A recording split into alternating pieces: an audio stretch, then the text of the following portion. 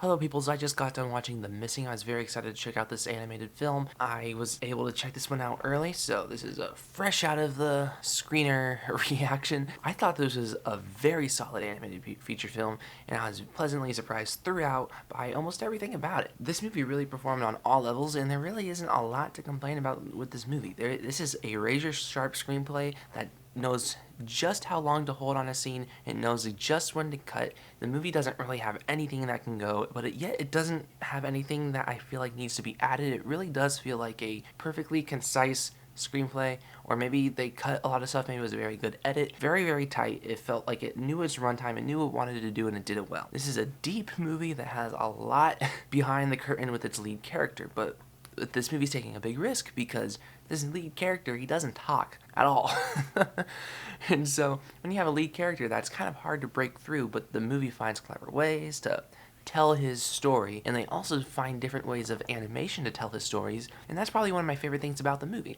The movie retells his story in different animation styles. It's almost entirely from his perspective, but it almost feels like he's showing you, but he's not necessarily telling you. It doesn't feel like it's trying to, not necessarily preach, but it feels like it's definitely showing you his story in the way he would show you, but it's not it just feels very natural. Everything about this movie feels very natural and real, and I don't know if that comes from the writer-director's past experiences. I would certainly hope not, considering the places that this movie goes, but if it does, it sucks. This movie has a lot of great animation styles, and it has a lot of shocking detail, particularly within its animation. My only gripe about the animation, though, is that there's some moments, kind of like how I felt about Across the Spider-Verse. My one little nitpick with that is that I don't know if they were doing something because if it was stylic, like trying to be a style choice, or if it was trying to get it done quicker choice. The Across the Spider-Verse had a lot with that with the backdrops. I thought they were kind of changing the hues of the backdrops, and I felt like they were just calling that, yeah, good animation. And this movie kind of felt like it was something to do with the character's hand. You'll know it when I see it, and they do this kind of trick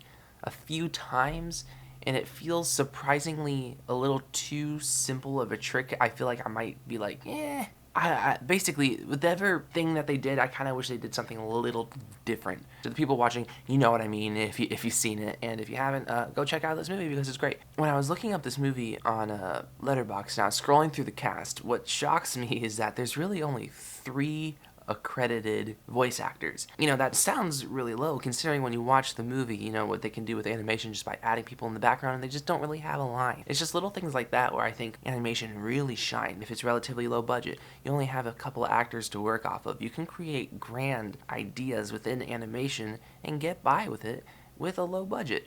And that's what I really think a lot of movies need to reconsider right now. A lot of movies are trying to go big explosions that they can't afford when you can just maybe more affordable to do animation. Animation is not my strong suit. I've said it many times on this channel. An animated movie, if it's not a Spider-Man Spider-Verse animated movie, I'm not necessarily very interested in it. Or if it's a Pixar movie as well. It really depends on what the movie is. If it's a kids movie like an Illumination movie, I'm not interested. But this is one of those movies where I don't think of it as an animated film.